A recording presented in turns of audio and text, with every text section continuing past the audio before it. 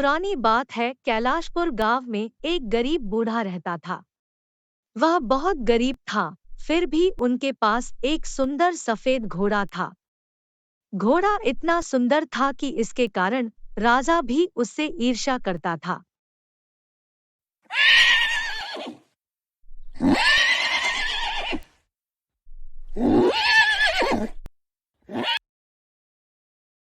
उसे उस सफेद घोड़े को बेचने के लिए राजा की तरफ से अच्छी कीमत देने की बात कही गई थी। लेकिन बूढ़ा आदमी यह कहते हुए मना कर देता था। यह मेरे लिए सिर्फ घोड़ा नहीं है, मेरे परिवार का सदस्य और मेरा अच्छा दोस्त है।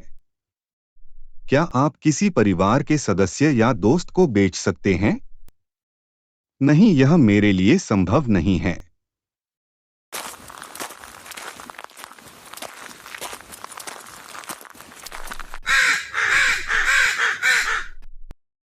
एक दिन जब वह खलिहान से वापस आया तो उसने देखा कि घोड़ा वहां नहीं है। अरे, मेरा घोड़ा कहाँ गया? यह खबर गांव में आग की तरह फैल गई और पूरा गांव उनके घर पर जमा हो गया। तुम मूर्ख बूढ़े हो। हर कोई उस घोड़े को पाना चाहता था। सभी जानते थे किसी दिन ये घोड़ा चोरी हो जाएगा।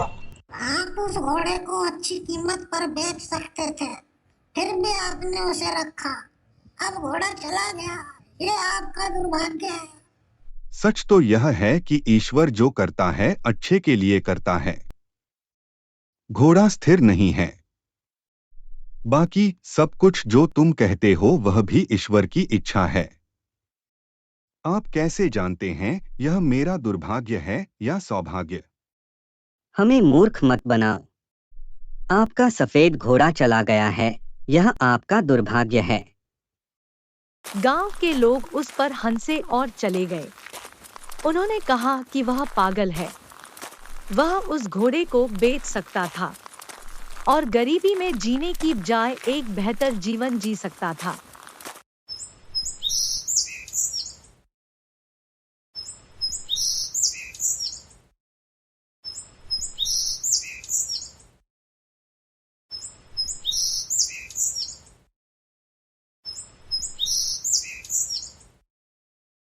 कुछ दिनों के बाद सफेद घोड़ा जंगल से वापस आया। उसके साथ कुछ और जंगली घोड़े भी आए।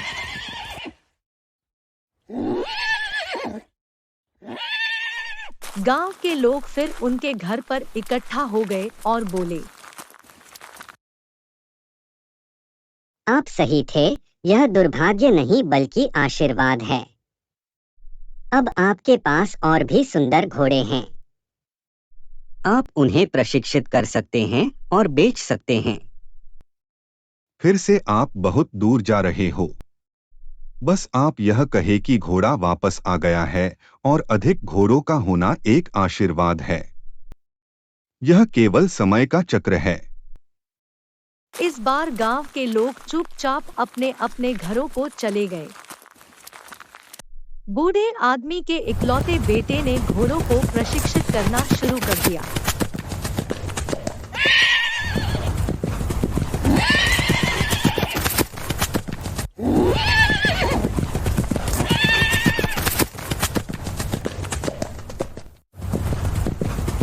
कुछ दिनों के बाद उन जंगली घोड़ों को प्रशिक्षण देने के दौरान बूढ़े का बेटा घोड़े से गिर गया और उसके पैर टूट गया।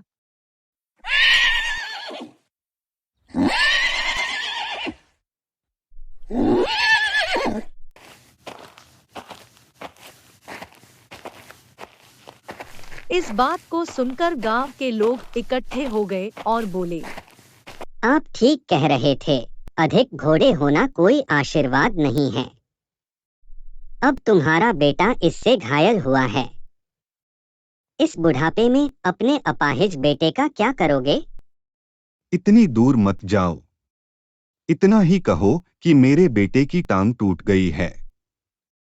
कौन जानता है कि यह दुर्भाग्य है या आशीर्वाद? किसी को नहीं मालूम।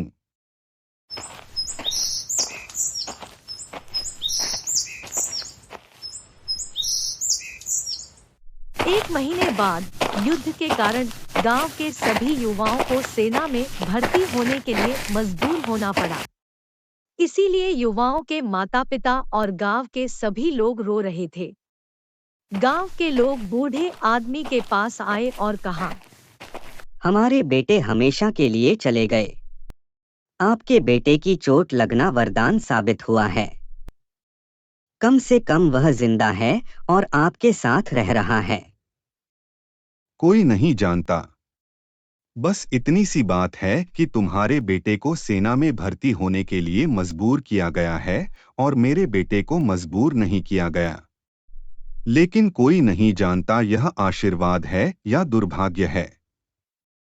यह तो केवल भगवान जानता है। शिक्षा। ईश्वर जो करते हैं हमारे भले के लिए करते हैं। किसी भी स्थिति में हमें सौभाग्य या दुर्भाग्य का फैसला नहीं करना चाहिए। हम कभी यह नहीं जानते कि आगे क्या होने वाला है।